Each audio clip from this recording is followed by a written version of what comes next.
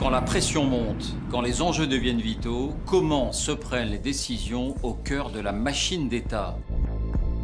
En janvier 2013, la France déclare la guerre aux djihadistes qui menacent de conquérir le Mali.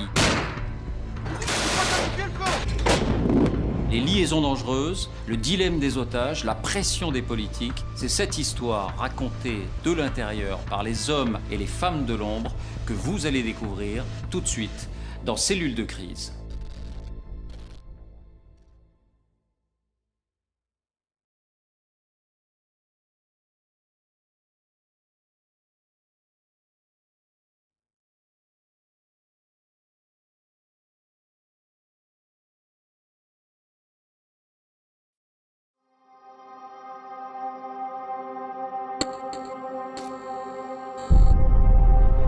Le 11 janvier 2013, la France lance seule une offensive surprise au Mali.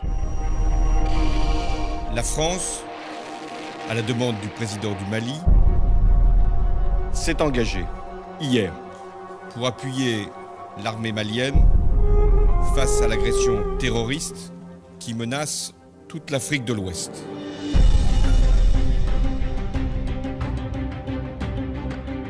Quand la France entre en guerre, quand une décision engage la vie de milliers de soldats contre un ennemi lointain, comment la machine d'État se met-elle en ordre de bataille?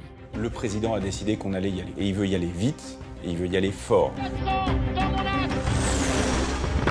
La justification de cette intervention, c'est la menace terroriste. Tout le pays risque de basculer aux mains des djihadistes. Au cœur des cellules de crise, nous allons vous raconter la diplomatie secrète, nous n'avions pas besoin d'une intervention au sol. Les pressions des politiques sur les militaires. Les plus belles idées parisiennes se heurteront toujours à la réalité du terrain, et le terrain, là, c'était le sable. Les liaisons dangereuses de l'armée française sur le terrain. Toutes les bonnes volontés pour lutter contre les groupes armés terroristes sont les bienvenues. Les combats extrêmes face à un ennemi prêt à tout. Mais il y avait aussi des enfants soldats. Là, c'était un choc psychologique. La France a-t-elle rempli ses objectifs? Détruire les djihadistes dans leur sanctuaire, restaurer l'intégrité du Mali. Cellule de crise, Mali, les secrets d'une guerre contre le terrorisme.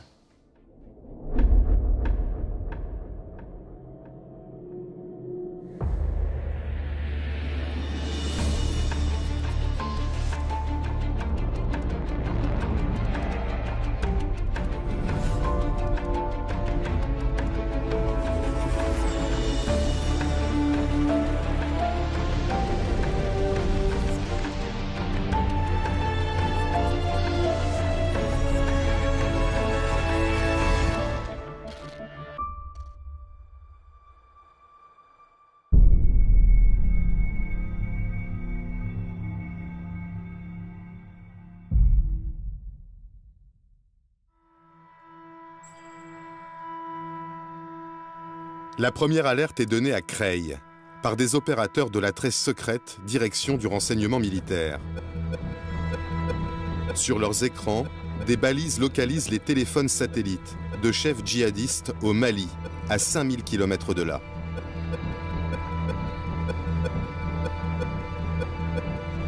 Les cibles se savent écouter et communiquent au minimum. Mais la surveillance électromagnétique permet de suivre les déplacements de leur téléphone. Les renseignements français surveillent la montée en puissance des principaux leaders de 3 groupes terroristes, Ansar Dine, Aqmi et le Moudjahou. Ils sont membres d'Al-Qaïda, indépendantistes touaregs ou anciens combattants de Kadhafi. Ils vivent du trafic de drogue et des prises d'otages. Depuis début 2012, ils occupent la moitié nord du pays et imposent la charia.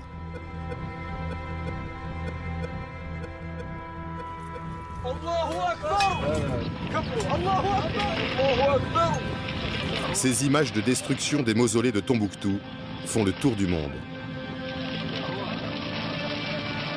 Ce message est envoyé à la France, aux États-Unis et à tous les pays de l'OTAN. Leur dire que les Moudjahidines sont prêts à l'offensive à n'importe quel moment. Pour la première fois, ces groupes jusque-là autonomes sont en train de s'allier. Ils sont estimés à plus de 1500 combattants.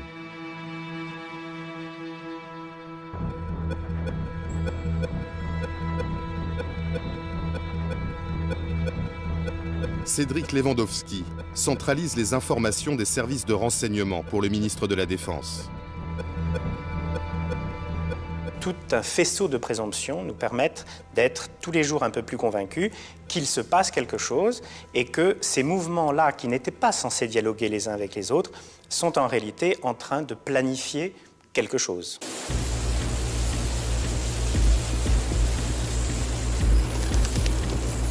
Un Hercule C-130 des forces spéciales françaises est envoyé au-dessus du Mali. Il filme des mouvements de pick-up qui confirment les écoutes.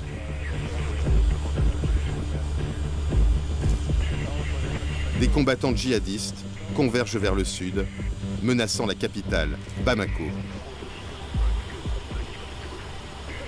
On a du renseignement avec des caméras au-dessus de cette colonne, relativement haut pour ne pas être visible du sol, et qui nous a permis de dire à nos autorités politiques et militaires, si on ne fait rien maintenant, il sera trop tard après.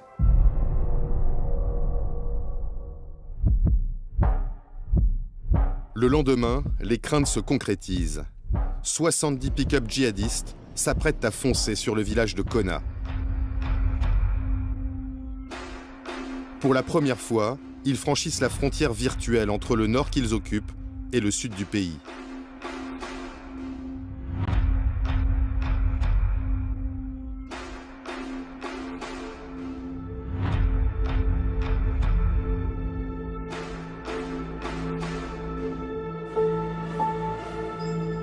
Ce même jour, dans le Loiret, François Hollande présente ses vœux aux militaires. Il se montre préoccupé par la crise au Mali.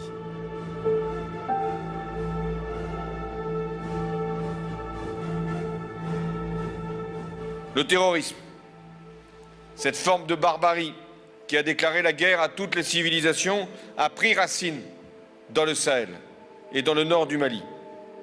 Le Conseil de sécurité, à notre initiative... Mais le chef des armées réaffirme la ligne tenue depuis des mois. C'est à la communauté internationale d'intervenir. La France, avec l'Union européenne, participera à la formation des forces armées.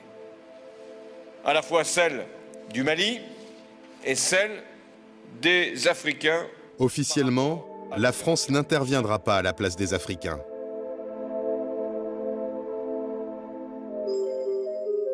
Mais la position de François Hollande va évoluer en quelques heures. De retour à l'Élysée, il reçoit plusieurs coups de fil des autorités maliennes. Laurent Fabius est témoin d'une de ces conversations. J'ai le souvenir d'un coup de fil du président Traoré qui dit ceci. Monsieur le Président de la République, la France est le seul pays qui dispose de forces capables de nous défendre. Et donc je vous demande d'intervenir parce que non seulement je serai mort, mais les terroristes auront pris le contrôle du Mali. Hélène Le Gall est à la tête de la cellule Afrique de l'Élysée. Depuis des mois, le président prépare avec les chefs d'État de la région une force africaine, mais il faut du temps. Ce qui va se passer sur le terrain, le regroupement de tous ces djihadistes, en fait, va précipiter les choses et va obliger à une intervention beaucoup plus rapide, beaucoup plus robuste. Et ça, seul un pays comme la France pouvait le faire.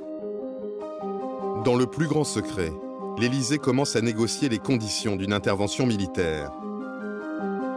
Pour qu'elle soit légale, François Hollande demande une invitation écrite des Maliens.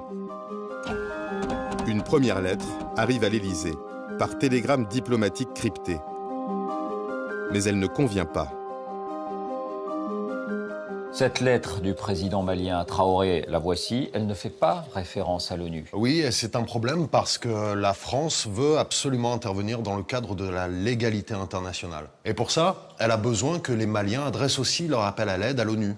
Et il y a une autre difficulté sur cette lettre, elle est trop précise. Elle fait référence à une intervention aérienne immédiate. Or, le 9 janvier, la France est convaincue qu'elle devra intervenir au sol parce qu'elle pense que l'armée malienne en pleine débâcle n'est pas capable de faire face à l'avancée des pick-up djihadistes. Et donc cette lettre limiterait la marge de manœuvre de l'armée française. Cette lettre demandait une intervention militaire rapide, une intervention aérienne. C'est précisé, une intervention aérienne. nous n'avions pas besoin d'une intervention au sol, parce que l'armée malienne était quand même prête à poursuivre les terroristes au sol. Et du coup, Kounda Traoré demande un appui aérien dans sa première lettre. Il pense que ça va suffire pour stopper l'avancée des djihadistes. Et deuxièmement, il est, je pense, assez réticent aussi à une intervention militaire complète sur le sol malien. Et Kounda Traoré et les autorités maliennes sont assez crispés sur ce sujet-là. Les conseillers ministériels français planchent sur les modifications qu'ils vont demander aux Maliens. En fait, on leur donne les termes de la lettre qui nous conviendraient et on échange avec les autorités maliennes qui nous refont une lettre dans la même journée où le Mali demande officiellement le soutien militaire de la France. Ces tractations diplomatiques restent secrètes. Publiquement, il n'est toujours pas question de lancer une action militaire au Mali.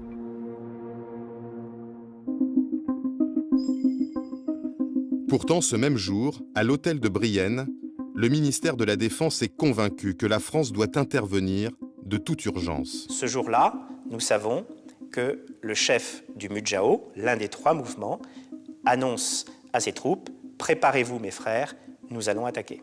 Imaginez qu'Al-Qaïda prenne le contrôle du Mali, dispose d'un État en soi, s'installe, ça veut dire avoir une base arrière, installer des usines de fabrication d'armement. S'il prenait le contrôle d'un État, alors c'était une déstabilisation de l'ensemble du Sahel et donc un véritable danger pour la France et pour l'Europe.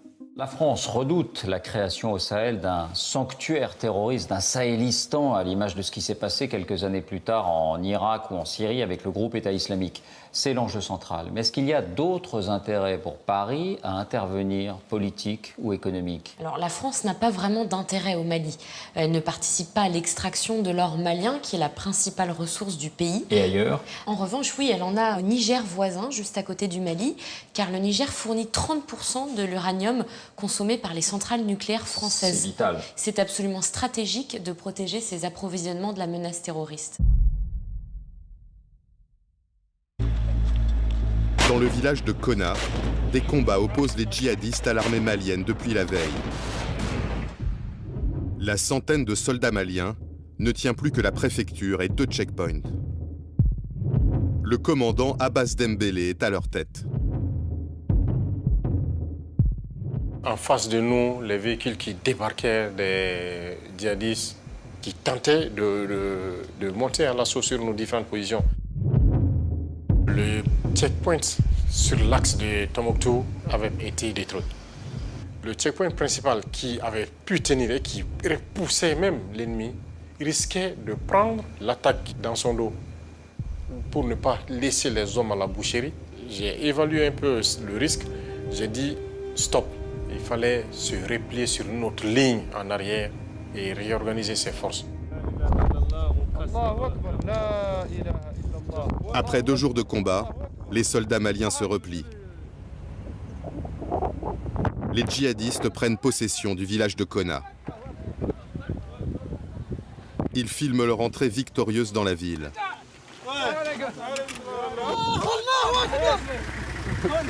Ils s'emparent des armes, des munitions, des blindés abandonnés par l'armée malienne.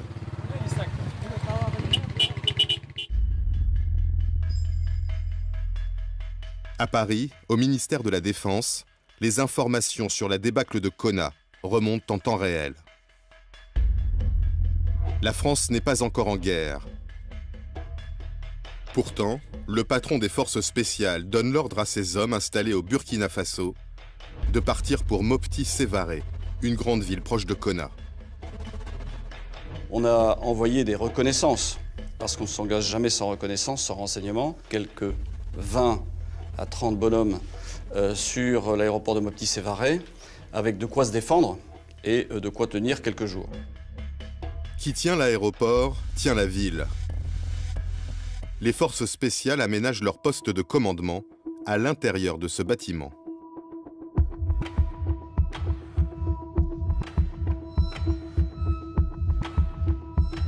Là, on a un appui conséquent. C'est un démultiplicateur de force. Leur nombre importe peu, mais chacun des éléments de cette force a plusieurs capacités. Ce ne sont pas des soldats ordinaires. Ces hommes des forces spéciales interviennent pour des missions délicates, sur des terrains où la France n'est pas présente officiellement. Ils opèrent discrètement depuis 4 ans, dans la région du Sahel. Sur place, ils s'appuient sur le responsable de l'aéroport. Ils sont venus, ils me disent, bon, ne courez pas des journalistes, pas d'autres personnes. Nous, c'est toi seul qu'on reconnaît à l'aéroport. N'importe quelle personne qui doit rentrer doit passer par toi et tu nous informes. La nuit tombée, des renforts continuent d'arriver.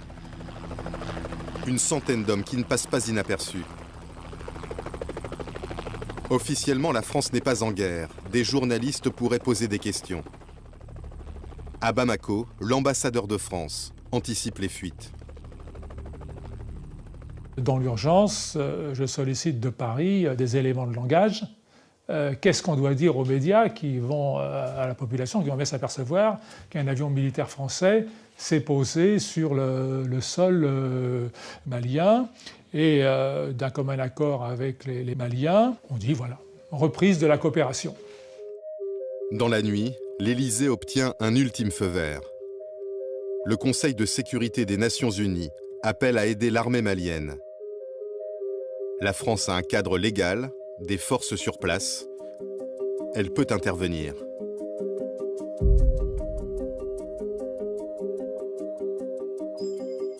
Le président Hollande présente ses vœux au corps diplomatique. Monsieur le Président de la République. La veille, il affirmait encore que la France n'interviendrait pas au Mali. Cette fois, il prend tout le monde de court. Nous sommes face à une agression caractérisée. J'ai donc décidé que la France répondra aux côtés de nos partenaires africains à la demande des autorités maliennes.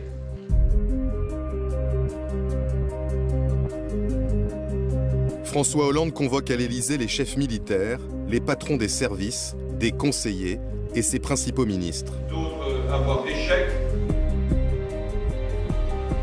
Un conseil de défense restreint qui se tient dans le Salon Vert. La conviction du président est faite depuis 2 jours. Mais officiellement, c'est lors de ce conseil qu'il prend sa décision. Quand des décisions aussi importantes sont prises, il faut qu'il y ait une formalisation. Il n'y avait pas de suspense. La décision devait être prise.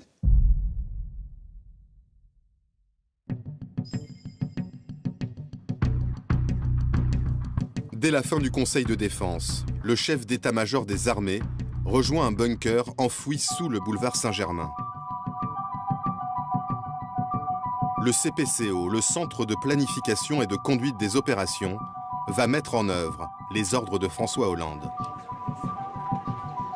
Le président a décidé qu'on allait y aller. Voilà. Et il veut y aller vite, et il veut y aller fort. On est vraiment là dans l'opération coup de poing qui vise à donner un signal extrêmement fort à la fois à la communauté internationale et à la fois à l'ennemi que la fête est finie et que l'engagement de la France va être extrêmement fort et brutal. Dans la cellule de crise, une trentaine d'officiers de tous les corps d'armée, des agents du renseignement et des forces spéciales. Ils planifient les opérations en amont et les suivent en temps réel. Respect, mon général.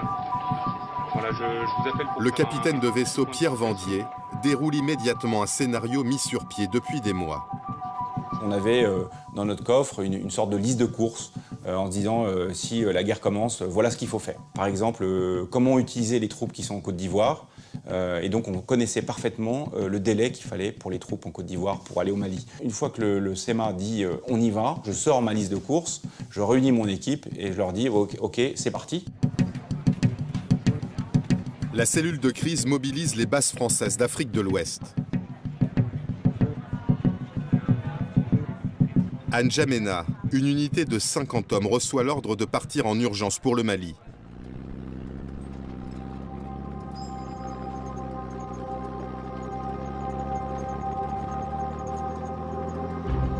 Le colonel Paul dirige le détachement.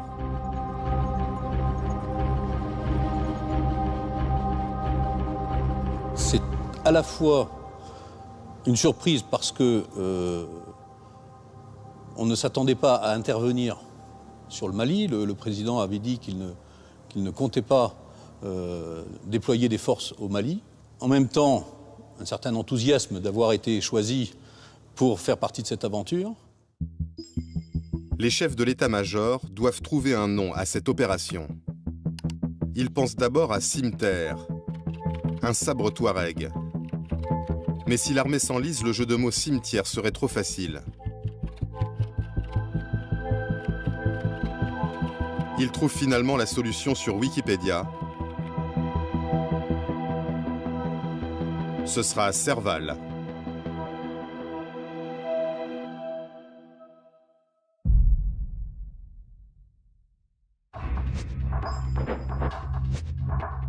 Les forces spéciales sont pour l'instant les seules en mesure de mener les combats.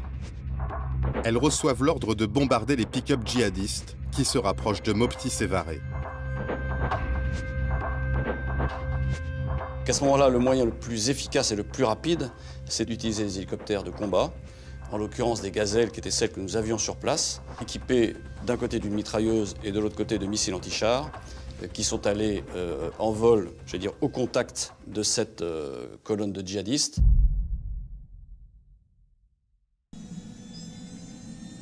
Moins de 2h30 après la fin du Conseil de défense, 2 gazelles décollent de Mopti Sévaré.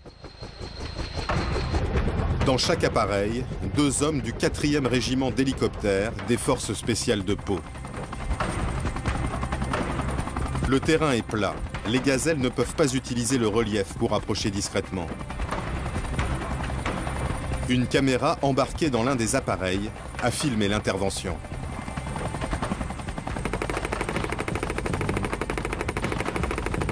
La gazelle ouvre le feu sur une cible au sol.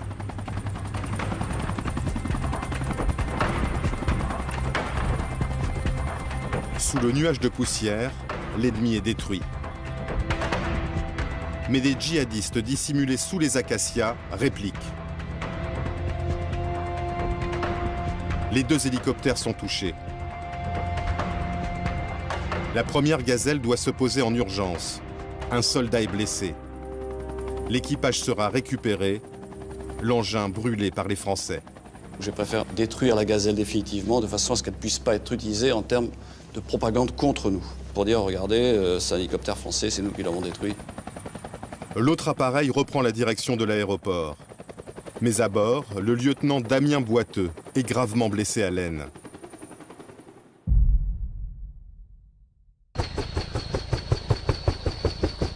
Le soldat a perdu énormément de sang quand la gazelle atterrit à Mopti Sévaré.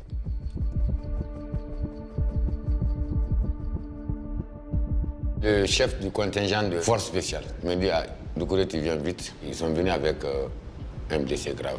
C'était horrible à voir, vraiment. 4h30 après la décision du président Hollande, le premier soldat français décède. Je l'ai mis dans mon bureau, qui était à côté, climatisé.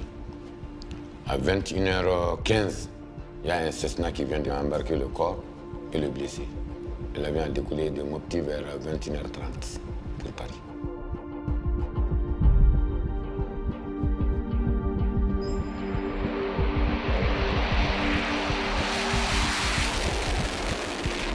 Après les hélicoptères, des Mirage 2000 de l'armée de l'air entrent en action. Ils vont lâcher leurs bombes sur les positions ennemies autour de Konna.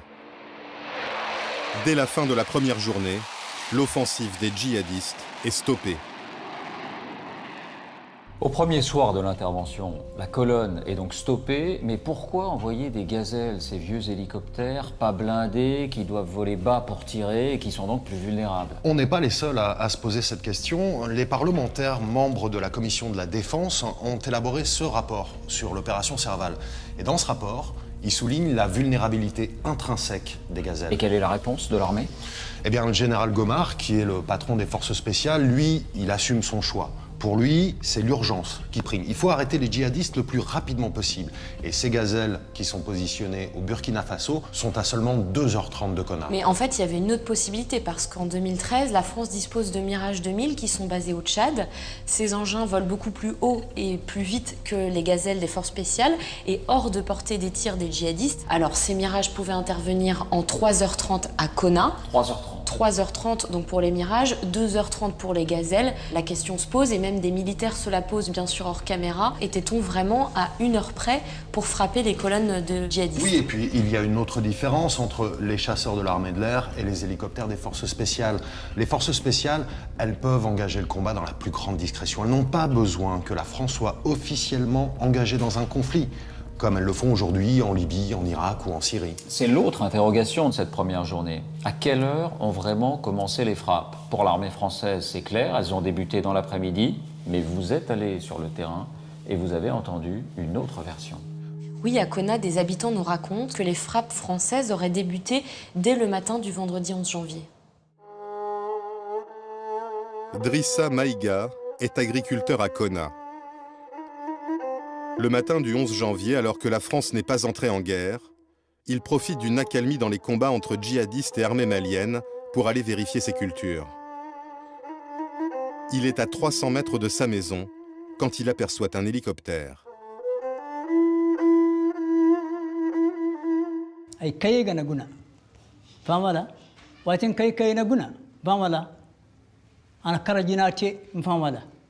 ana kara hinkanto te famala kul yamma kayegana guna nti borakana chabayana de mujahiduna kango arrondissement ora ina tire fo. Drissa Maïga retourne vers sa maison et constate qu'elle a été touchée, dit-il, par des tirs d'hélicoptères français. watini yana yakone ko fare ay kubi kayekat ay ke kaka sawana kan aga lani mfamala aminata bu adama bu zainabu bu aliyu bu bortaci ayni kurgari kan dogori mana banyuti dogori ku dogori ndrimbu ay go jiri way gunda heram famala mali madu ande panda ay karanta mbarane mali madu ande panda ngare he ay go jiri way gunda hera fam donc wala goy hunde ho ay zaru bero kan go yaranga ta adama kinewi. Sur place, d'autres témoins racontent des frappes de l'armée française dès le matin du vendredi 11 janvier. Les hélicos de combat faisaient cap sur Konna, un hélico de combat avec des missiles, avec des mitrailleuses. Tout le monde sait ce que ça fait, c'est pas pour aller patrouiller. À partir du 11 déjà au matin, il y a eu des bombardements ou des frappes des hélicos françaises sur les résiduels ennemis qui se trouvaient déjà encore à Konna. Les autorités françaises maintiennent leur version. Il n'y a eu aucune frappe d'hélicoptère avant le déclenchement officiel de la guerre, le vendredi après-midi, ni aucune victime collatérale. Très clairement, là-dessus, je peux être tout à fait définitif. Les premières frappes ont lieu à 16h via le détachement des forces spéciales. Il n'y a pas de frappe avant la décision du président de la République qui est prise pendant le Conseil de défense qui, lui, se tient à 11h30 à l'Élysée. Deux versions s'opposent. Celle des Maliens, celle des Français, qui démentent tout dommage collatéral. 3 ans après, où en est-on? Alors depuis 3 ans, la famille Maïga, qui affirme que 4 de ses membres ont été tués, ne se résigne pas. Elle cherche à obtenir réparation auprès des autorités françaises. Alors elle s'est par exemple tournée vers l'ambassade de France à Bamako ou vers des bases militaires françaises au Mali. Mais après toutes ces démarches, elle s'est finalement vue opposer par un procureur malien ce document. Alors c'est un SOFA. C'est en français un accord sur le statut des forces militaires. Il est signé entre la France et le Mali et précise notamment le statut juridique des soldats français lorsqu'ils interviennent sur le sol malien. Ça signifie que quand la France entre en guerre, elle signe des contrats. Effectivement, et ce contrat prévoit toutes sortes de choses, toutes bêtes et très concrètes, comme par exemple que les soldats français ont le droit de conduire avec leur permis français sur le sol malien. Mais il y a aussi un article, pour le coup, là, qui m'a davantage étonnée. C'est l'article 9, qui dit que la partie malienne prend à sa charge la réparation des dommages causés aux biens ou aux personnes, y compris lorsque la partie française en est à l'origine. Autrement dit, si la France tue des civils, par exemple lors de raids, elle n'est pas juridiquement responsable. Non, la famille Maïga ne peut pas se retourner contre la France pour obtenir réparation. Elle ne peut se retourner que contre l'État malien. Exactement, c'est le Mali qui doit prendre à sa charge toutes les indemnisations, même si la famille Maïga arrivait à prouver que les Français sont responsables de ces frappes. Et qu'a-t-elle obtenu? Alors pour l'instant, la famille Maïga n'a rien obtenu. Alors ça peut paraître choquant, la lecture de cet article, mais la réalité est la suivante, c'est que la France décide de s'engager pour sauver les institutions maliennes. La contrepartie, c'est qu'effectivement, s'il y a des dommages collatéraux, ce qui se produit dans pratiquement toutes les opérations militaires, on ne voudrait pas que les soldats français soient poursuivis par une juridiction nationale ou internationale.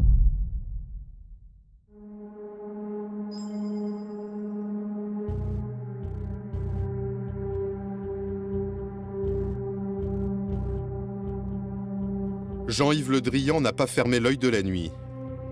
Dans quelques heures, il doit faire devant la presse un bilan des opérations au Mali. Le ministre doit gagner l'adhésion des Français à cette guerre. Au moment où je vous parle, nous poursuivons les ok. Donc je décline tout ça pour penser que ça ne va pas les emmerder. Bon. Entouré de ses principaux conseillers, il passe en revue les éléments de langage, pèse chaque mot. L'Union européenne est mobilisée, c'est un peu gonflé de ma part, mais... Non. Non, ah non, puisqu'il y a un conseil affaires étrangères. Il y a un conseil qui affaires va étrangères prendre des décisions. Oui, exact. Je vous rappelle que la donne a changé. Ouais. Voilà, c'est ça. L'agression caractérisée des... Les enjeux de communication sont absolument fondamentaux parce que l'opinion doit comprendre et adhérer à l'opération qui est en cours. C'est absolument fondamental pour la réussite même de l'opération. Donc oui, nous devons être extrêmement précis et d'expliquer ce qui est en train de se placer, c'est vrai, pour un pays, dans un pays qui est malgré tout relativement lointain dans le quotidien de chacun d'entre nous. À 65 ans, ce fidèle du président Hollande est spécialiste depuis toujours des questions de défense. C'est sa première guerre, un premier soldat est mort. Bien, mesdames, messieurs, je viens devant vous ce matin avec le chef d'état-major des armées dans une situation de gravité. La France s'est engagée dans un combat sans merci contre le terrorisme où qu'il se trouve. Malheureusement, l'un de nos pilotes, le lieutenant Boiteux, du 4e RHC de Pau, a été mortellement blessé. J'en viens maintenant au deuxième théâtre. Le ministre parle d'un deuxième théâtre. Il révèle que la veille, une autre opération ultra secrète a eu lieu en Somalie. On est à 6000 km du Mali, à l'autre bout du continent africain, et la DGSE tente de libérer un otage. Et cet otage, il a un statut particulier. Effectivement, cet otage, c'est Denis Alex. Il appartient à la DGSE, il est membre du service Action, et depuis 3 ans et demi, il est retenu en captivité par un groupe islamiste, les Chebab. Depuis, la DGSE mobilise de gros moyens pour essayer de le libérer. Et elle va finir par le localiser. Denis Alex va finalement être localisé à 100 km au sud de la capitale somalienne, Mogadiscio, dans ce petit village de Boulomarer. Et en décembre 2012, François Hollande va donner son feu vert à l'opération de libération. Cette opération, elle a un nom, c'est l'opération Musisi. Cette tentative de libération, elle a lieu le même jour que le lancement de la guerre au Mali. Est-ce qu'il y a un lien entre les deux? Selon les autorités, il y aurait des raisons bien précises. C'est une nuit dite de niveau 5, c'est-à-dire une nuit noire absolue, parce que les coefficients de marée sont également favorables et parce que les conditions météorologiques, telles qu'on pouvait les attendre, étaient idéales. Et donc, c'était oui, cette nuit du 11 au 12 janvier à 3 h du matin, que se trouvait le moment idéal pour intervenir en Somalie.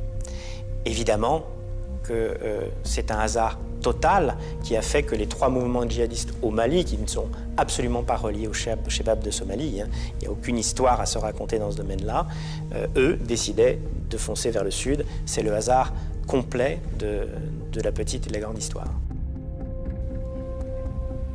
Des combats d'une grande violence se sont déroulés, d'une grande violence, au cours desquels, je parle maintenant avec précaution, tout donne à penser que malheureusement Denis Alex a été abattu par ses geôliers. Un soldat a perdu la vie à la suite de blessures et un soldat est porté disparu. En fait, ce soldat a été tué. Il y a donc 3 morts. C'est un fiasco. Et surtout, en 24 heures d'une guerre contre le terrorisme qu'il essaye de vendre aux Français, Jean-Yves Le Drian doit déjà annoncer 4 morts. Au deuxième jour de l'intervention, la cellule de crise Mali doit en priorité organiser la reprise des villes du Nord. Le CPCO s'appuie sur le système d'alerte Guépard. 5000 soldats français prêts à partir à tout moment, n'importe où dans le monde. À leur tête depuis 1 an et demi, le général Bernard Barrera.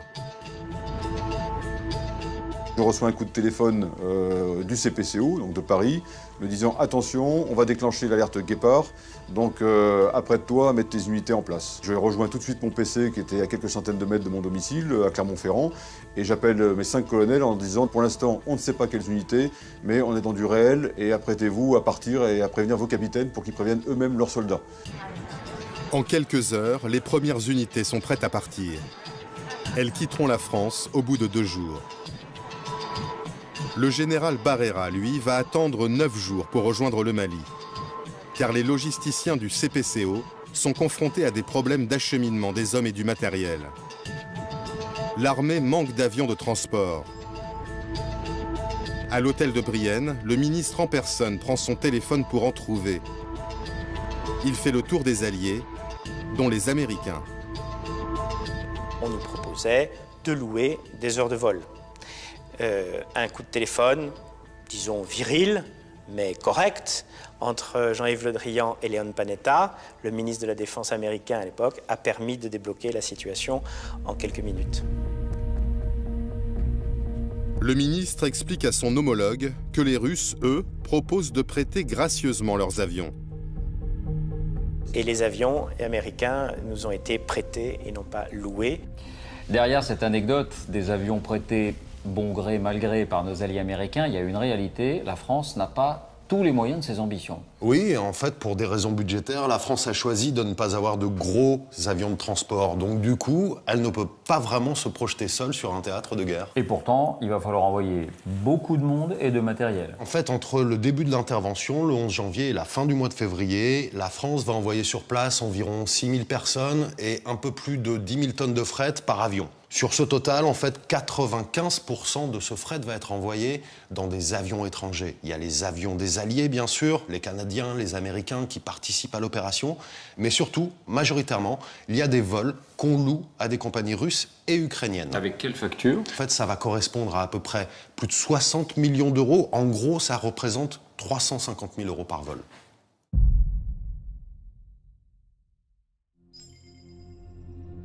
Après les premières frappes pour arrêter les pick-up, le CPCO veut détruire les bases arrières des djihadistes, dans le nord du Mali.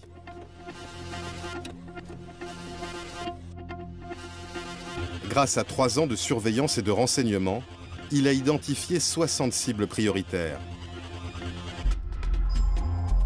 Ces objectifs sont transmis au colonel Damien. Il commande le premier escadron de Rafale envoyé au Mali. Ce sont des postes de commandement des groupes terroristes dans la région de la boucle du Niger, au centre du Mali. Et ce sont des dépôts logistiques, des dépôts de carburant, des dépôts de munitions.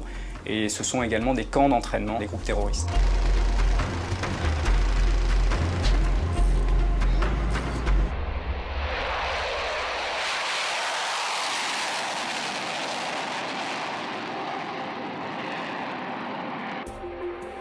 L'escadron du colonel Damien est obligé de faire un détour. Car les premiers jours de l'intervention, l'Algérie refuse d'ouvrir son espace aérien à la France. Ce raid de 9h35 est le plus long de l'histoire des Rafales. Les pilotes ont prévu 5 ravitaillements en vol.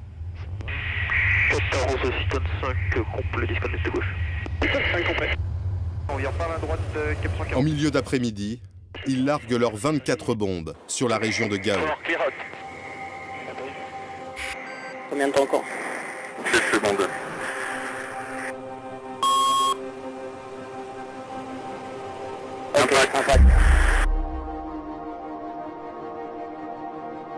L'Algérie a interdit le survol de son territoire. C'est une manière de montrer publiquement qu'elle ne cautionne pas l'intervention au Mali.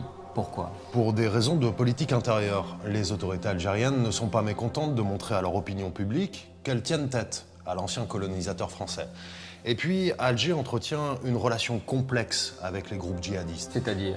Eh bien, il ne faut pas oublier que les principaux responsables d'AQMI, Al-Qaïda au Maghreb islamique, sont d'origine algérienne. Ce sont les héritiers des GIA, ces fameux groupes islamiques armés qui semaient la terreur dans l'Algérie des années 90. Alger, surtout, ne veut pas se les mettre à dos. Et hors caméra, des conseillers ministériels ont été très clairs. Selon eux, il y aura un genre d'accord tacite entre Alger et les leaders djihadistes. Vous ne commettez pas d'attentats sur notre territoire et en contrepartie, on ne vous fait pas la guerre. D'ailleurs, certains djihadistes trouveraient même refuge dans le sud algérien. Finalement, sous la pression de la France, l'Algérie va autoriser les avions français à survoler son territoire, mais en toute confidentialité. Ça ne doit pas sortir, mais ça va sortir. Nous intervenons dans le cadre de la légalité internationale. Le nombre des soutiens est dans les médias. Laurent Fabius est interrogé sur le sujet. Pour le moment, est-ce que l'Algérie vous soutient? Alors, nous avons eu des contacts avec l'Algérie. L'Algérie a autorisé sans limitation le survol de son territoire, ce qui est quelque chose de significatif, dont je remercie les autorités algériennes. Et aujourd'hui, j'ai été amené à dire qu'il y aurait un survol. Bon. Mais peut-être que je n'avais pas pris les précautions nécessaires. Et est-ce que j'ai fait une boulette? J'en sais rien, mais ça n'a pas eu grande importance. Ça braque les Algériens. Les Algériens n'aiment pas qu'on mette ça sur la place publique. Donc oui, les Algériens se braquent. C'est parce que la frénésie de communication fait que tout n'est pas bordé. Et on fait des bourdes. 3 jours plus tard, une des cibles des militaires français au Sahel, Mokhtar Belmokhtar, dit le Borgne, revendique l'attaque contre le site gazier d'In Amenas en Algérie. 800 otages, 40 morts. L'attaque a été planifiée avant le déclenchement de Serval. Mais les terroristes s'en servent comme prétexte. Ils visent l'Algérie, disent-ils, car elle a ouvert son espace aérien à la France.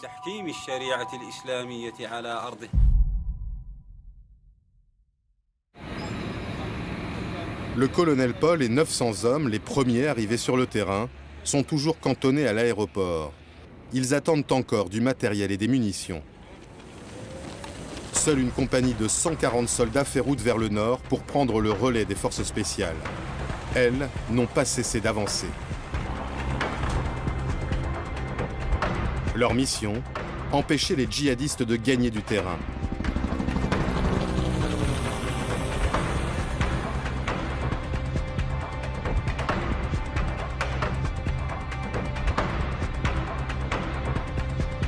En 10 jours, avec seulement 250 hommes, elles ont investi 5 villes.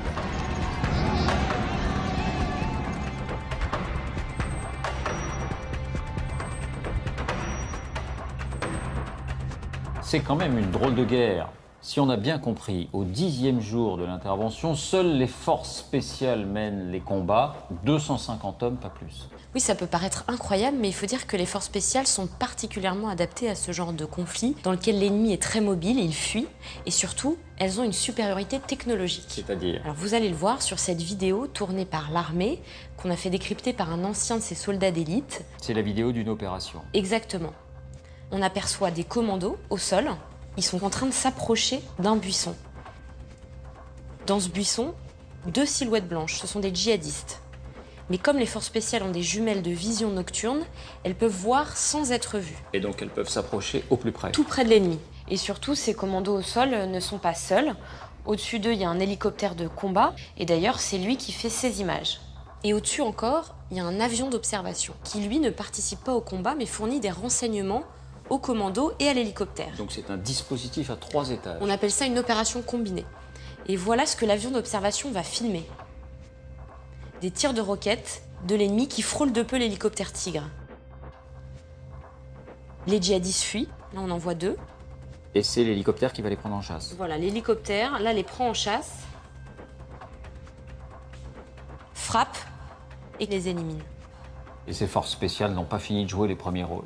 Et non, car l'état-major va confier à ces forces spéciales la prochaine étape stratégique de cette guerre.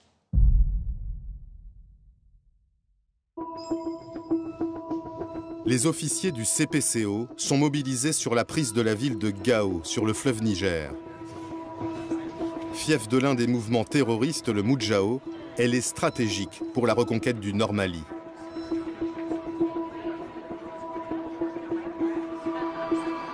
Dans notre idée, c'est partir de Sévaré Mopti, aller prendre Gao, puisqu'il y a un pont, le seul pont en dur qui traverse le Niger, et puis de remonter vers la frontière au nord du Mali pour empêcher les djihadistes de s'enfuir vers l'extérieur, vers le Niger, vers l'Algérie, etc. Un ordre venu de l'Élysée chamboule des mois de planification. François Hollande veut Gao, mais il demande aussi Tombouctou. Et il veut aller vite. Il leur donne 10 jours. Tombouctou, c'est aussi un objectif vis-à-vis de l'opinion publique française. C'est la ville la plus connue du Mali à travers le monde, et parce que son poids à la fois culturel et symbolique frappe et a frappé l'ensemble de la population internationale quand on a su qu'elle était aux mains des djihadistes. Et donc la reprise de Tombouctou est une véritable prise de guerre, même si elle est symbolique. Effectivement, reconquérir Tombouctou, ça a du sens politique, même si militairement, ce n'est pas notre plan au départ. On n'est pas payé pour dire ça n'a aucun intérêt d'aller à Tombouctou. Nous, notre boulot, c'est de rendre possible la volonté politique.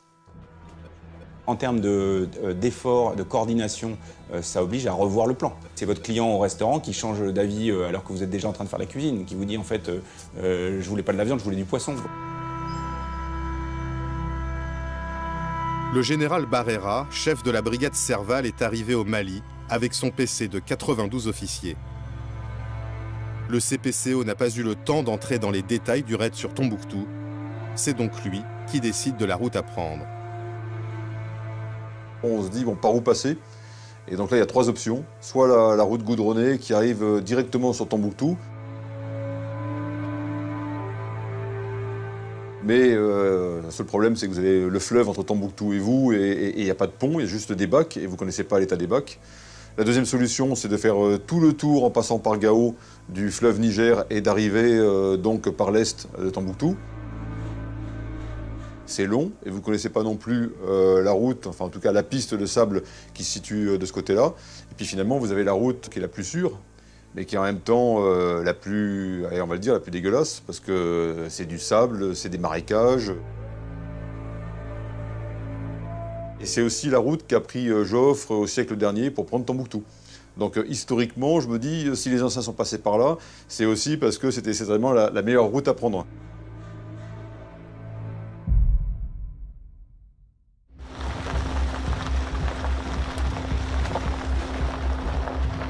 Une colonne Serval quitte Bamako. 400 hommes et 130 véhicules pour un raid de 1000 km à travers le désert.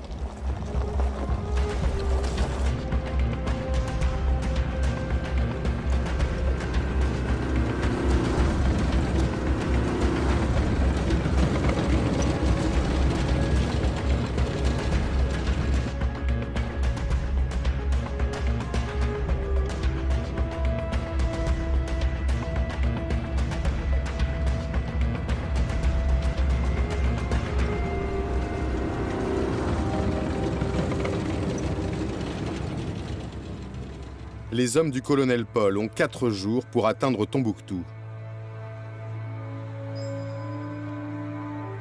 Mais une nouvelle consigne arrive de Paris. Le président leur donne 2 jours. Il faut encore accélérer. Le président suit les opérations chaque jour pour voir où en sont les différents déplacements, les avancées de l'armée française sur le terrain.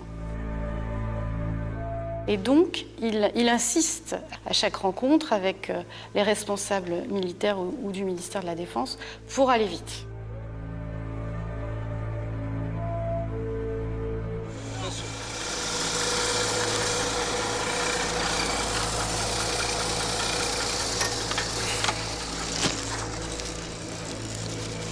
En cours de route, les hommes du colonel Paul doivent intégrer une unité de l'armée malienne. Une autre consigne de Paris. Notre mission principale, c'est pour Tombouctou, d'accord? Faut pas qu'on oublie ça. Ensuite, on pourra lancer des fouilles à droite. Nous ne voulions pas, nous, que notre intervention soit perçue comme l'intervention d'une puissance extérieure, d'un occupant, parce que ça aurait été, non pas immédiatement, mais à terme, l'échec absolu. Donc les instructions qui ont été données, c'est qu'à chaque fois que c'était possible, nous opérions avec les forces maliennes. C'est une question politique, de stratégie. Je peux te guider jusqu'à là-bas. Mais l'armée malienne manque de moyens et d'expérience. Ils sont morts à l'intérieur? Ils sont morts.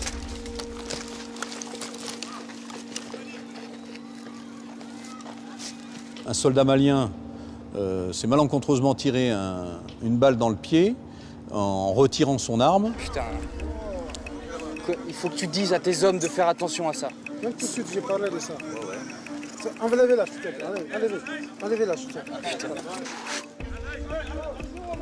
Et là, on a perdu presque une heure pour savoir ensuite ce qu'on allait faire de ce blessé. À ce moment-là, le chef doit prendre une décision. Donc un seul blessé, c'est blessé malien. Le soldat malien est confié à un hôpital local. La colonne reprend sa route.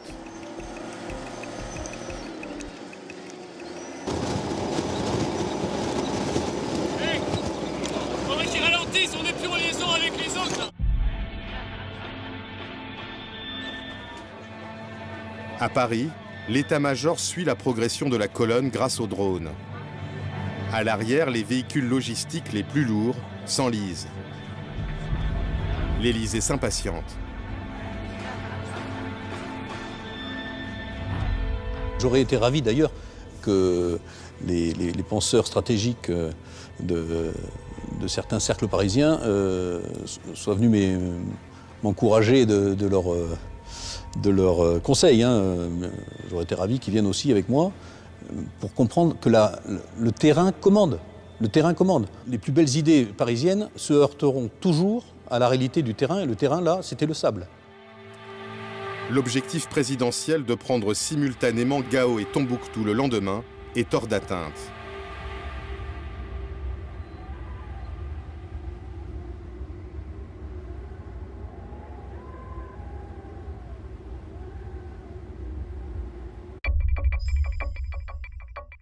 À Paris, les militaires doivent rendre des comptes.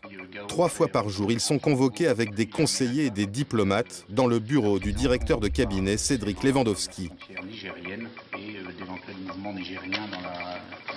Peu habitués à ce que les politiques interviennent autant dans la conduite de la guerre, certains le surnomment ironiquement le général Lewandowski.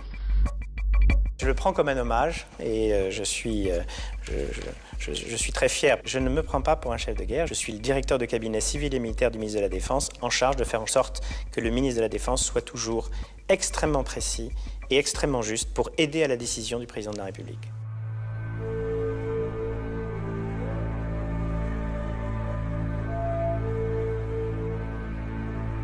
Au 15e jour d'opération, les forces spéciales roulent vers la ville stratégique de Gao. 150 hommes très mobiles qui ont parcouru 400 km en 2 nuits. Sans attendre les renforts d'une colonne Serval partie de Bamako, ils reçoivent l'ordre d'attaquer les 2 points clés de la ville. Gao était assez compliqué parce qu'il y avait à la fois le pont sur le fleuve Niger et l'aéroport. Les deux étaient tenus par des groupes armés terroristes. Donc on a monté une manœuvre en même temps, prise du pont par le sol et par la route, prise de l'aéroport par les airs avec un posé d'assaut. Michel, 30 ans, commande une quarantaine d'hommes des forces spéciales chargés de prendre le pont à l'entrée sud de la ville de Gao. Si jamais le pont est détruit, ou alors si le pont reste aux mains des djihadistes, il va falloir monter une manœuvre extrêmement coûteuse en temps pour franchir le Niger, en sachant qu'il n'y a pas de pont sur plusieurs centaines de kilomètres, que ça va donc grandement complexifier l'opération Serval, et surtout que ça va laisser le temps aux djihadistes de préparer une manœuvre défensive à base d'embuscades, de mines et d'engins explosifs improvisés. Les djihadistes ont installé leur checkpoint à l'entrée sud du pont, dans une zone habitée.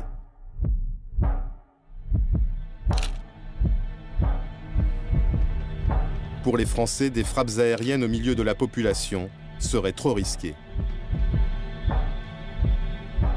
Peu nombreuses, les forces spéciales comptent sur l'effet de surprise.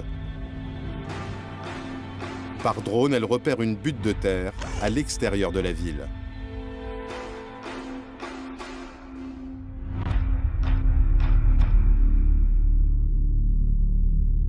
À 23 h, les forces spéciales se prépositionnent sur ce point haut.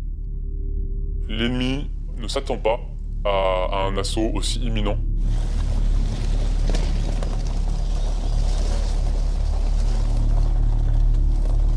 On les voit arriver et se déployer devant nous. On est au maximum de nos capacités de vision. Le groupe d'assaut est en ligne. L'ennemi se comporte donc comme si nous n'étions pas là. Les djihadistes ont prévu de tendre une embuscade à l'endroit même où sont postées les forces spéciales. Lorsqu'ils arrivent à 5 mètres, les premiers échanges de tirs ont lieu. Il est 23 h 30. En moins de 2 minutes, on a neutralisé l'essentiel du groupe. Quelques minutes après, une très forte déflagration et un éclair devant nous nous surprend. Cette explosion, c'est le véhicule qui était au bord de la route, qui était en fait un véhicule piégé, destiné à nous arrêter pour faciliter l'embuscade ennemie. Les djihadistes installés sur le checkpoint entendent l'explosion. Certains fuient vers Gao en empruntant le pont, d'autres se cachent.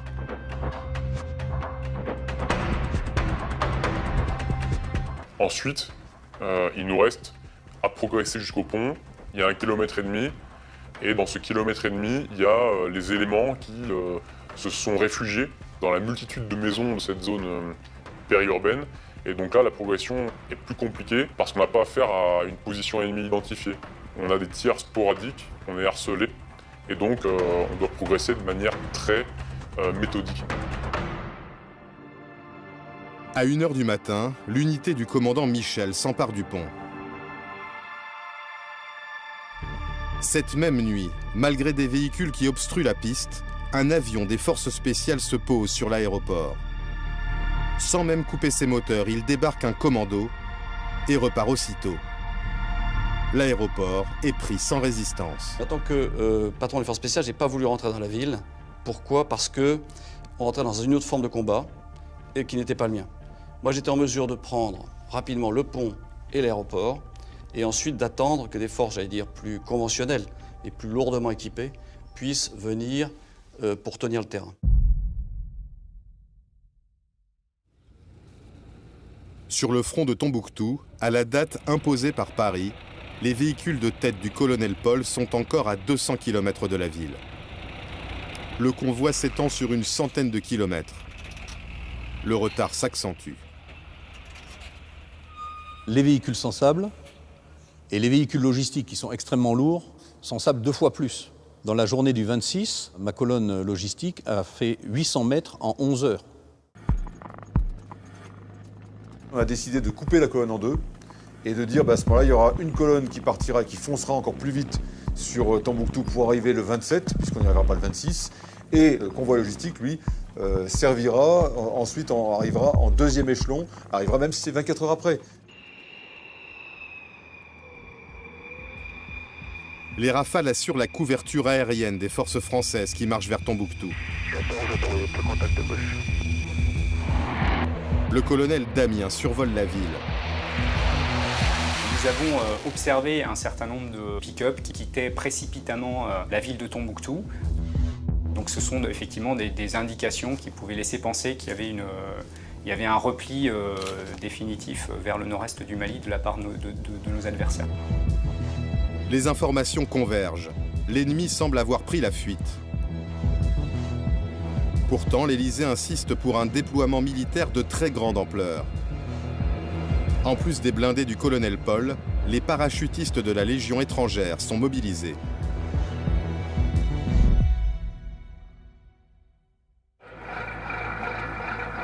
Le 27 janvier à 23 h, les blindés du colonel Paul s'apprêtent à prendre l'aéroport de Tombouctou.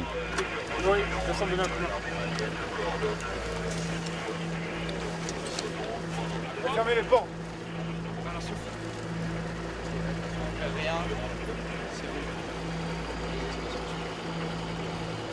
Accord reçu pour coordination entre Au même moment, 246 parachutistes sautent sur la ville. L'un des 2 drones dont dispose l'armée au début de cette guerre a été réquisitionné spécialement pour filmer l'opération. Ces images seront distribuées aux chaînes de télévision.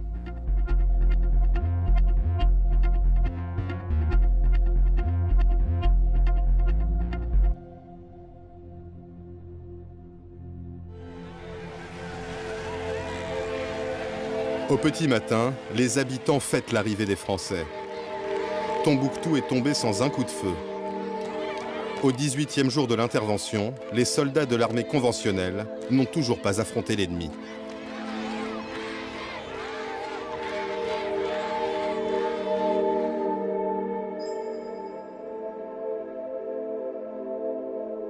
À Paris, Jean-Yves Le Drian arrive à l'Élysée pour un entretien avec le président. Il est détendu.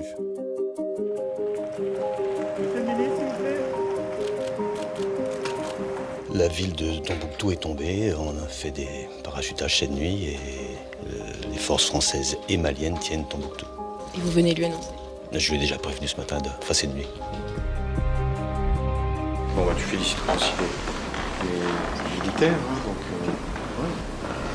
Non, oui, je trouve. La manœuvre a été bonne. Malgré les... Oui. Euphorique, François Hollande veut se rendre à Tombouctou dans les 48 heures. Son cabinet lui demande 5 jours pour organiser le voyage en toute sécurité.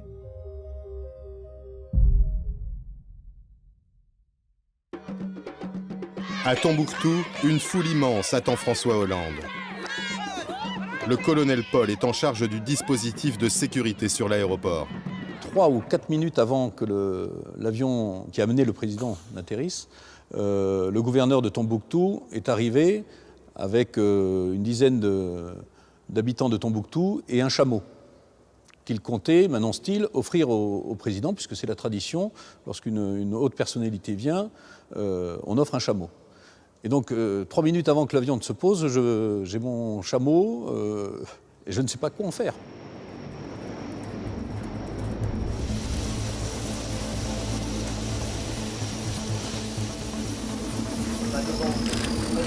Aux côtés de François Hollande, le président malien Traoré, suivi des ministres Jean-Yves Le Drian et Laurent Fabius. C'est pas le chameau qui pose des problèmes sécuritaires, c'est tous les gens qui vont entourer le président au moment où il se voit offrir le chameau. Donc, au niveau sécurité, il va falloir prendre ça en compte.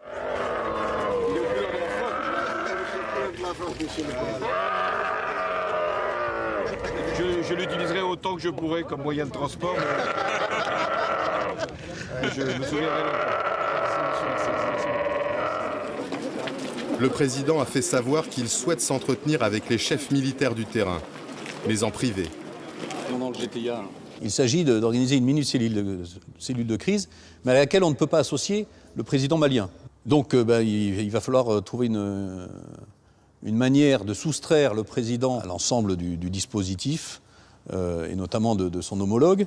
Et donc il est prévu que le président ait envie d'aller aux toilettes, et je l'accompagne donc à l'intérieur de l'aéroport. Et donc là, on se retrouve en fait dans une cellule de crise, face à une petite carte. C'est le seul moment où j'ai un contact en tant que chef tactique avec le chef politique, qui est le chef des armées. Et là, bon, je ne pourrais pas vous donner ces mots, mais très clairement, c'était sans aucune ambiguïté. C'était bravo pour ce que vous avez fait honneur à la France, et maintenant, je vous demande de continuer, de trouver l'ennemi, et si vous le trouvez, de le détruire. François Hollande fait la tournée des monuments symboliques de la ville, ceux qui ont été ciblés par les djihadistes. Et ça, c'est à leur portée, ça, dans les retraites, ils se sont pris à mettre du feu là-dedans. Le président termine son voyage à Bamako. Il y est accueilli en héros. Nous étions là, nous entourions le président de la République. Et juste en face de nous, il y avait un écriteau qui était ça, que j'avais en face de moi. Alors, il y avait marqué « Merci à Papa Hollande et au tonton Le Drian et Fabius. C'était juste en face de moi. Sur le moment, c'est assez indicible. Bon, c'est plus simple que ça, on se dit qu'on a été utile. Sur la place de l'Indépendance, François Hollande prononce un discours dont une phrase va devenir célèbre. Et moi, je veux ici vous dire que je viens sans doute de vivre la journée la plus importante de ma vie politique. Cette phrase, c'est lui qui l'improvise au moment du discours. Je crois qu'il est gagné par l'émotion qui est visible sur l'ensemble des participants et en particulier la foule de Bamako qui lui témoigne beaucoup d'affection à ce moment-là. L'enthousiasme des Maliens vis-à-vis de François Hollande sera de courte durée.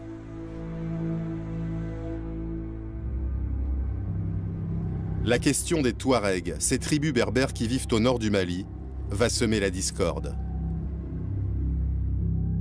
Pendant qu'on célèbre la reprise des grandes villes, les forces spéciales continuent d'avancer. Elles sont alors à Kidal, à près de 1000 km au nord-est de Tombouctou. Oui, cette ville, Kidal, c'est le bastion des Touaregs. C'est la capitale de ce qu'ils appellent l'Azawad. L'Azawad, c'est un territoire plus grand que la France et dont ils réclament l'indépendance. Ça fait 50 ans que des combats meurtriers, en fait, opposent les autorités de Bamako aux indépendantistes Touaregs. Et là, une question délicate va se poser pour les Français à propos d'un de ces groupes Touaregs, le MNLA. Absolument, le MNLA, le Mouvement National de Libération de l'Azawad. En fait, en 2012, le MNLA, ce mouvement, s'allie avec les djihadistes pour chasser l'armée malienne de tout le nord du pays. Et puis les alliances vont se retourner, les djihadistes vont eux-mêmes chasser le MNLA du pouvoir, les anciens alliés deviennent ennemis. Et lorsque Serval débute, le MNLA propose d'aider les Français. Mais c'est un mouvement sulfureux.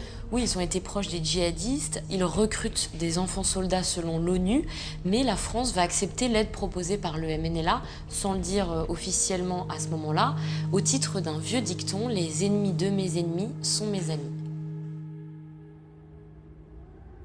Le MNLA propose d'aider les Français, mais il pose une condition. L'armée malienne ne doit pas entrer dans Kidal. Les Français doivent venir seuls. À l'ambassade à Bamako, Christian Rouillet est catégorique. Il ne faut pas se compromettre avec les rebelles Touaregs. Pour nous, la principale menace est AQMI et la mouvance djihadiste. Mais pour les Maliens, c'est le MNLA qui est la première menace. Pourquoi? Parce que c'est le MNLA qui a lancé l'offensive et c'est le MNLA qui conteste l'unité du Mali. Donc c'est ce que j'essaye d'expliquer à Paris en disant « Attention, il faut éviter de se compromettre avec le MNLA ». Mais le Quai d'Orsay passe outre les recommandations de l'ambassadeur.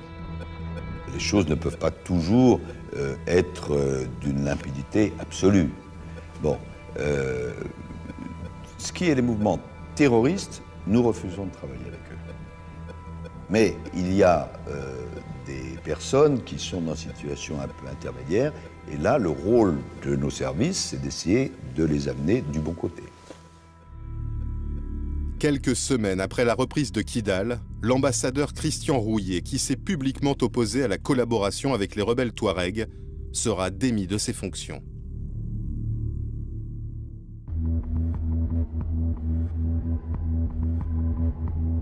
Comme convenu avec le MNLA, les forces spéciales ont pris le contrôle de la ville sans associer les soldats maliens.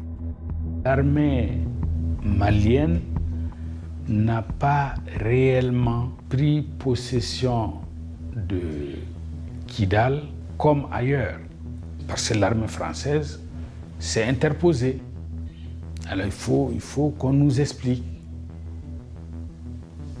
Il faut qu'on nous explique. Moi, je suis militaire.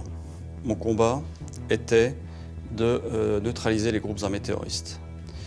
Donc toutes les bonnes volontés pour lutter contre les groupes armés terroristes sont les bienvenues. Cette région est celle des Touaregs, qu'ils connaissent bien mieux que les forces spéciales françaises qui arrivaient et qui n'avaient jamais été, pour certaines d'entre elles, dans cette partie du monde.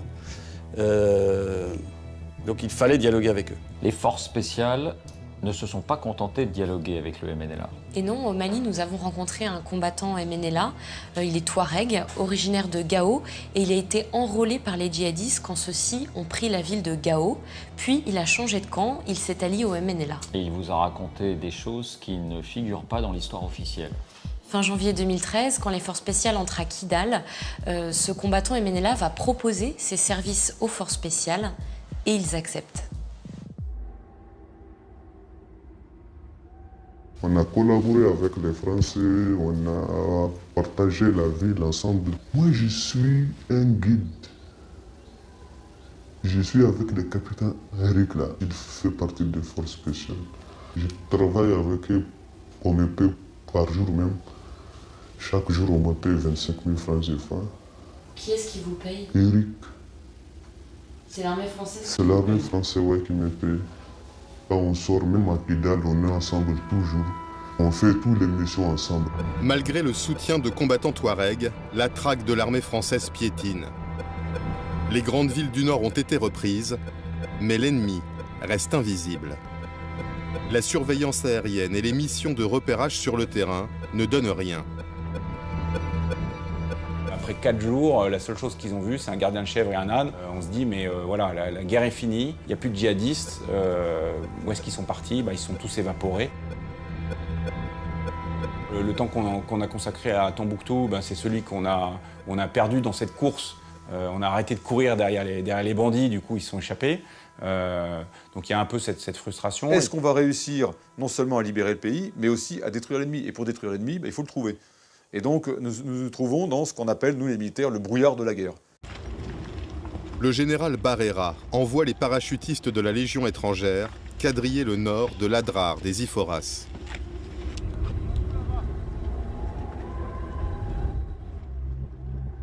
Ce massif montagneux, très difficile d'accès, est connu pour être une zone de repli des djihadistes. C'est là aussi qu'ils détiendraient leurs otages. Face à des adversaires qui désormais ne fuient plus les combats, dans des conditions extrêmes, les soldats français vont livrer la première vraie bataille de cette guerre, avec un double objectif, détruire l'ennemi sans mettre en péril la vie des otages. Christine Coapé est la sœur de Marc Ferret, otage d'AQMI depuis 2 ans et demi.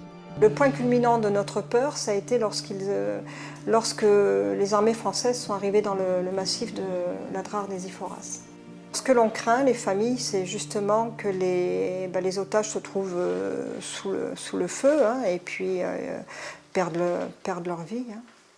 Les autorités, à ce propos, nous disent qu'elles vont faire le maximum, qu'elles vont essayer d'en tenir compte. Pour le CPCO qui coordonne les opérations, l'ordre est très clair. À aucun moment les otages sont pris dans le tempo des opérations. Le renseignement sur les otages, il interviendrait éventuellement en nous disant vous n'allez pas vous occuper de tel endroit, vous ne faites pas des frappes à tel endroit parce qu'on suspecte qu'il y a des otages. Et ça n'arrive pas, ou en tout cas si ça arrive, je ne l'ai pas vu. La force Serval prépare la bataille de l'Adrar des Iforas depuis la base de Thessalite.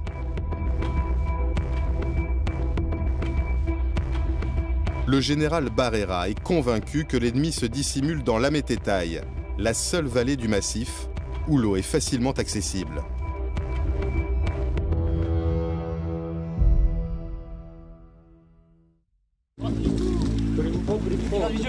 Allez les gars, ça percute les enfants, allez en avant. Chacun se déplace.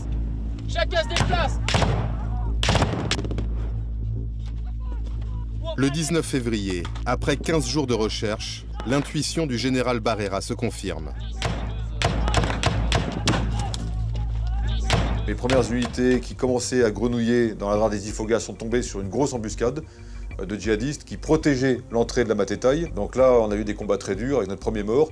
Donc on a compris que le nord était gardé. Dans ce guet-apens, le sergent-chef Harold Vormezel est tué.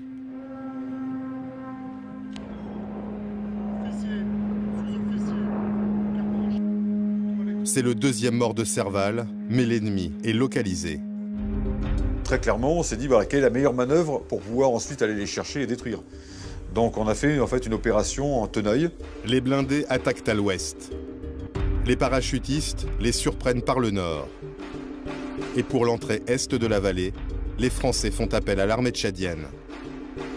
Près de 2000 combattants tchadiens entrent en guerre aux côtés des Français dans cette nouvelle phase de l'opération. Et pourtant, cet homme, Idriss Déby, qui est à la tête du Tchad depuis 26 ans, n'était pas vraiment un ami de François Hollande. Oui, c'est le moins qu'on puisse dire. François Hollande s'est toujours montré très critique vis-à-vis d'Idriss Déby. Quand il était premier secrétaire du Parti socialiste, il dénonçait sa légitimité très limitée et son régime qui bafoue les règles démocratiques. Et en tant que président ? Alors en tant que président, c'est un peu la même chose. François Hollande l'évite soigneusement. Il a même annulé une visite qui était prévue depuis bien longtemps, qui devait se dérouler à l'Élysée le 8 octobre 2012. Le problème, c'est que quand Serval démarre, François Hollande, il est bien obligé de reconnaître que c'est lui, Idriss Déby, qui dispose de l'armée la plus puissante de la région. Du coup, en fait, il est un peu le seul à pouvoir l'épauler. Donc il redevient fréquentable. Oui, il redevient fréquentable et même là, indispensable. Tous ceux qui étaient prêts à contribuer à cette lutte contre le terrorisme, le président était tout à fait d'accord pour qu'on travaille ensemble. Les Tchadiens ont une connaissance du terrain malien dans la mesure où il ressemble, par sa géographie, au terrain tchadien. Et donc, ils ont une expérience militaire importante de guérilla, de guerre sur ce type de terrain. La collaboration avec les Français, les Tchadiens vont la payer très cher.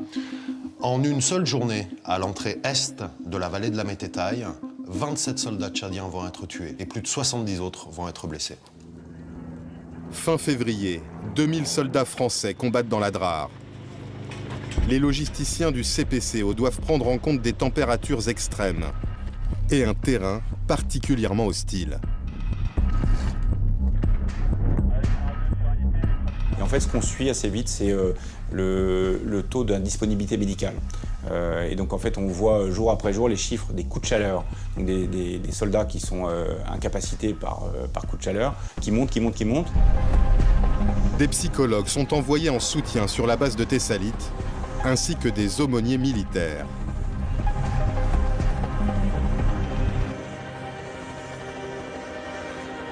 Jean-Jacques Danel est prêtre. C'est sa 3e opération extérieure. Je peux dire que je n'ai jamais senti autant de demandes de la part des militaires qu'en arrivant là-bas. Et même chez certains, c'était de l'ordre de l'attente. Enfin, vous arrivez, Padre. L'aumônier recueille les confidences de soldats qui, pour la première fois, voient leur ennemi de près.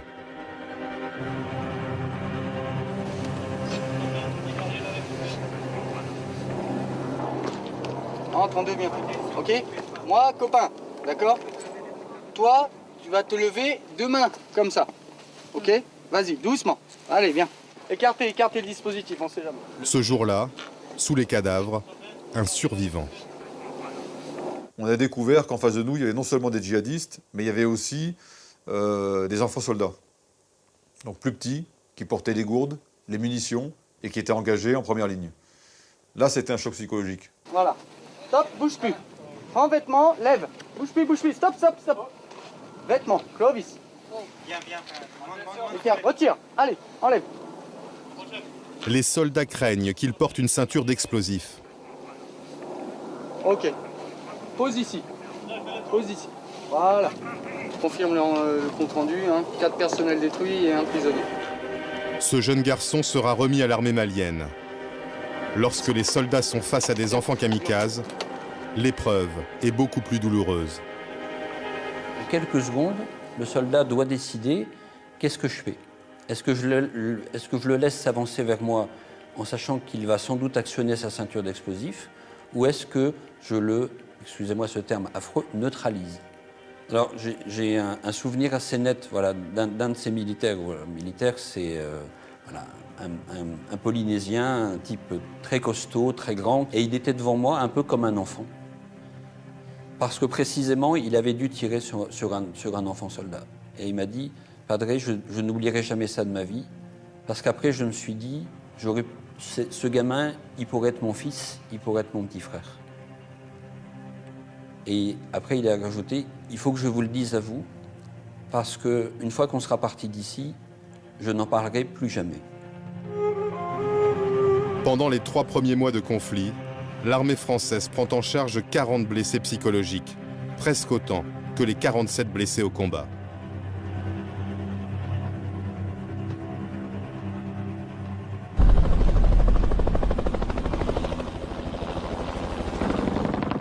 Il y a un tireur à gauche, c'est sûr. La force Serval fait face à une résistance déterminée de l'adversaire. Au nord de la vallée de l'Amététaï, 130 parachutistes sont ralentis par une dizaine de djihadistes retranchés sur un piton rocheux.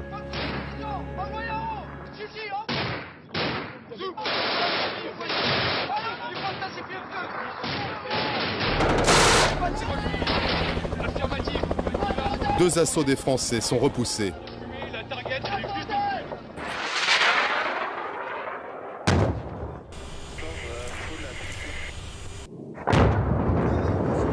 Malgré des tirs d'hélicoptères, 12 missiles et 2 bombes de 250 kg, l'adversaire résiste. Le caporal-chef Cédric Charenton, 26 ans, est mortellement touché à la tête. Après 9 heures de combat, les parachutistes renoncent et contournent par l'est. Un seul djihadiste a été tué, les autres prendront la fuite pendant la nuit. Il a fallu avancer de rocher en rocher, il a fallu passer ensuite derrière des massifs, escalader des bunkers de pierre. Et donc ça a été des combats très violents où il fallait éviter de se retrouver imbriqué. Quand je dis imbriqué, c'est que l'ennemi vous laisse passer et vous tire dans le dos. L'Adrar des Iphoras est reconquis pas à pas, au prix de frappes massives. 400 dans mon axe, 400 dans mon axe. Ok, c'est bon. C'est bon, visuel.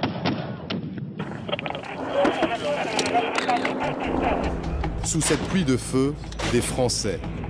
4 otages, dont Marc Ferret qui se trouve aux mains des combattants d'AQMI.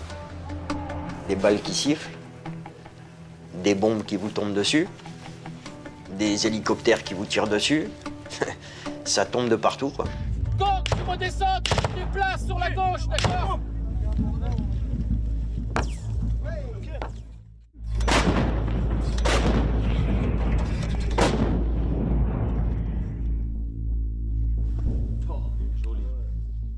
C'est zéro répit, c'est zéro nourriture, c'est rien.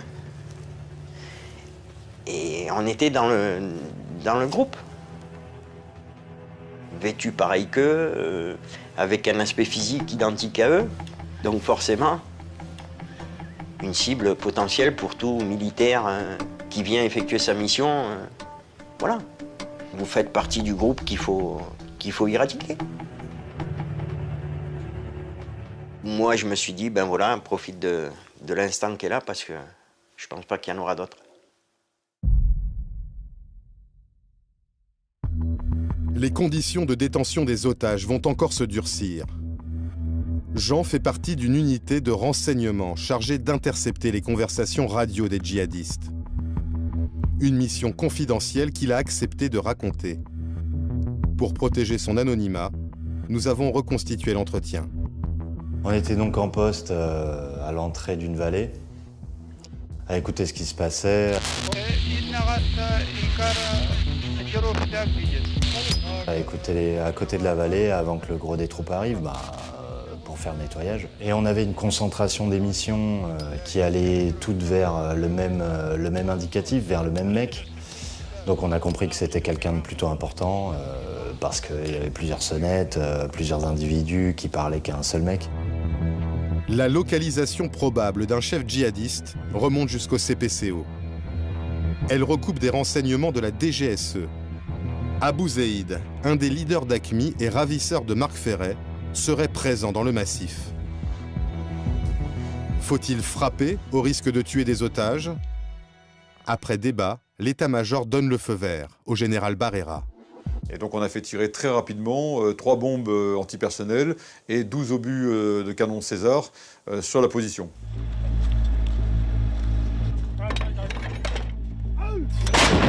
Il y a eu une première salve de tirs d'artillerie, si je ne me trompe pas, il y a eu aussi des avions qui sont passés. Et après ça, silence radio. Sur toutes les ondes qu'on avait et les discussions qu'on entendait, c'était silence radio. Et une fois le silence passé, les mecs, ils disaient Abou Zaïd, Abou Zaïd, Abou Zaïd, Abou Zaïd. Donc ils l'appelaient par son nom, Abou Zaïd. Et là, on a compris que, comme il répondait pas, il y avait de grandes chances que le mec, il soit mal en point, soit il soit mort. Ce 27 février, les Français viennent donc d'éliminer cet homme-là, l'un des leaders djihadistes, l'un de ceux que les anglo-saxons appellent les HTV, les High Target Value. Oui, sauf que les Tchadiens, nos alliés à l'époque, affirment que c'est eux qui ont tué Abou Zaïd 5 jours avant les Français. Pour le prouver, ils vont publier cette photo. Donc Abou Zaïd a été tué 2 fois. En fait, personne n'a jamais pu confirmer que sur cette photo, c'est bien le leader d'AQMI. Mais la France va faire prélever l'ADN de la victime de la frappe dont parle Jean. Et cet ADN, elle va le faire comparer avec l'ADN de la famille d'Abou Zaïd en Algérie. Ils concordent. Mais pourtant, elle va attendre le mois de juillet pour confirmer la mort du leader terroriste. Et même à ce moment-là, elle ne va pas revendiquer en être à l'origine. Et pour quelle raison? Alors sans doute par prudence, parce qu'à l'époque, il y a encore 6 otages français qui sont aux mains des djihadistes.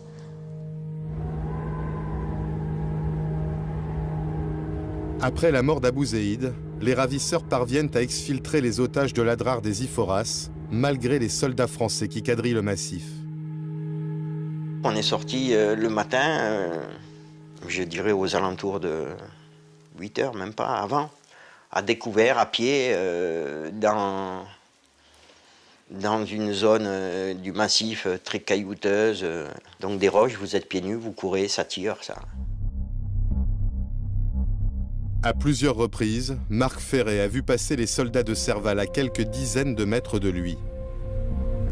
Il ne sera libéré que 8 mois plus tard, avec 3 autres otages contre rançon, après 1139 jours en captivité.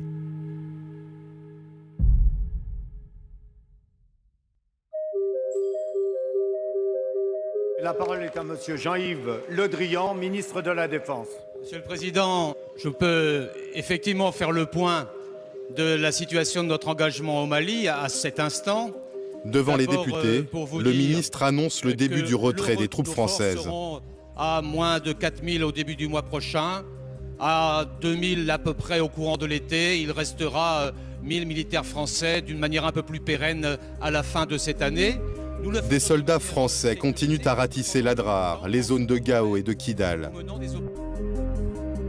Mais après 13 semaines d'engagement, le ministère de la Défense considère que la reconquête du Mali est achevée.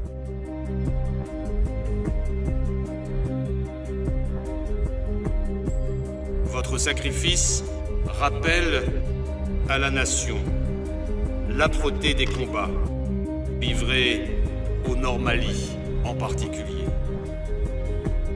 6 soldats français et 63 soldats maliens sont morts pendant ces 4 premiers mois d'opération. Près de 400 djihadistes auraient été tués, 300 faits prisonniers. Serval se prolongera jusqu'à l'été 2014 et se transformera en opération Barkhane, 3000 soldats français dans 5 pays du Sahel. Depuis, le nord du Mali est toujours instable. Les attentats continuent. Plus de 3 ans après la libération de Tombouctou, les djihadistes n'ont plus la capacité de renverser l'État malien, mais ils gardent une capacité de terreur.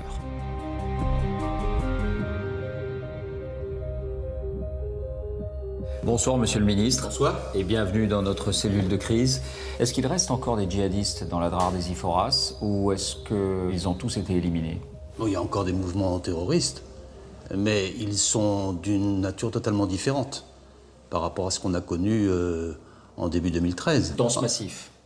Dans ce massif, et en particulier sur les couloirs de circulation qui existent dans cette partie du Sahel. Ce sont plutôt des terroristes qui mènent des actions plus classiques de terrorisme, moins militarisées. Lorsque l'opération Serval a commencé en janvier 2013, il y avait une véritable armée terroriste qui, avec des pick-up, plusieurs milliers de personnes qui descendaient sur Bamako. Là, nous avons affaire à des groupes beaucoup plus restreints. Combien sont-ils d'après vous? Peut-être quelques centaines au maximum. Et qui ont mis en œuvre d'autres techniques qui n'ont rien à voir avec l'ampleur de la menace qui existait auparavant. Mais c'est la raison pour laquelle il y a l'opération Barkhane. Parce que ça ne concerne pas uniquement le Mali. Ça concerne toute la zone, ce que j'appelle moi l'autoroute des trafics, au nord Sahel, qui part de la Libye et qui va jusqu'à l'Atlantique. Vous dites on arrivera à les éliminer un jour? Oui, bien sûr. Il faut de la durée. C'est un phénomène qui dure depuis très longtemps, mais oui, on y arrivera. Mais le Mali n'est pas encore sur pied, si j'ose dire. Le Mali n'est pas encore... Mais il y a encore un peu de la fragilité au nord. Oui, c'est vrai. Ça veut dire qu'on est là-bas pour 10, 20, 30 ans peut-être? J'espère le moins longtemps possible. Mais quand on combat des djihadistes au nord Mali encore aujourd'hui, on assure aussi la sécurité de la France. Quelques questions qui sont posées dans le film. La question des otages. Comment est-ce qu'on fait à un moment donné pour arbitrer entre la nécessité d'une opération militaire, de mener l'offensive, et puis la survie des otages, qui peut être conditionnée aussi par ces mêmes opérations, parce qu'il peut y avoir des représailles? À ma connaissance, M. Boujadas, les otages sont vivants et libres. Je suis allé moi-même les accueillir à Niamey. Mais comment allez-vous arbitrer? Ils sont vivants et libres. Est-ce qu'il y a eu un dilemme à un moment donné? Il y a eu des précautions de prise, bien sûr. Je ne vais pas rentrer dans les détails. Les services secrets travaillent de manière extrêmement étroite avec nos forces armées. Il y avait des risques, oui, sans doute. Mais les otages sont vivants et libres. Autre information qui ressort dans ce film, les moyens de l'armée française. Est-ce qu'on a les moyens de nos ambitions quand on se rend compte qu'on n'arrive pas à organiser une opération de transport de troupes, de matériel, avec nos propres avions et qu'on est obligé d'aller les louer ou les demander ailleurs? On a constaté qu'il pouvait y avoir des manques. Et le manque majeur, c'était la logistique, c'est-à-dire le moyen de transport. Moi, j'ai trouvé ça en arrivant, hein. J'étais là depuis 6 mois, un peu plus. Et donc, j'ai pris la décision de renforcer ces moyens, en particulier de passer des commandes d'avions de transport, qui étaient indispensables. Est-ce qu'on peut tirer un enseignement de cette guerre au Mali pour la situation en Syrie et en Irak aujourd'hui, du point de vue français? On n'est pas du tout dans la même configuration, même si c'est la même adversité. Entre Daesh et AQMI, il y a la même volonté barbare de détruire, quoi qu'il arrive, déstabiliser. C'est le même enjeu avec des implications géographiques totalement différentes. On peut constater néanmoins que lorsqu'il n'y a plus d'État stable, alors c'est le champ ouvert pour le terrorisme, et ce terrorisme nous vise nous, que ce soit en Syrie, en Irak, ou que ce soit au Sahel ou au Mali. Merci, Monsieur le Ministre, d'avoir répondu à nos questions. Cellule de crise revient le mois prochain. Nous parlerons des attentats du 13 novembre.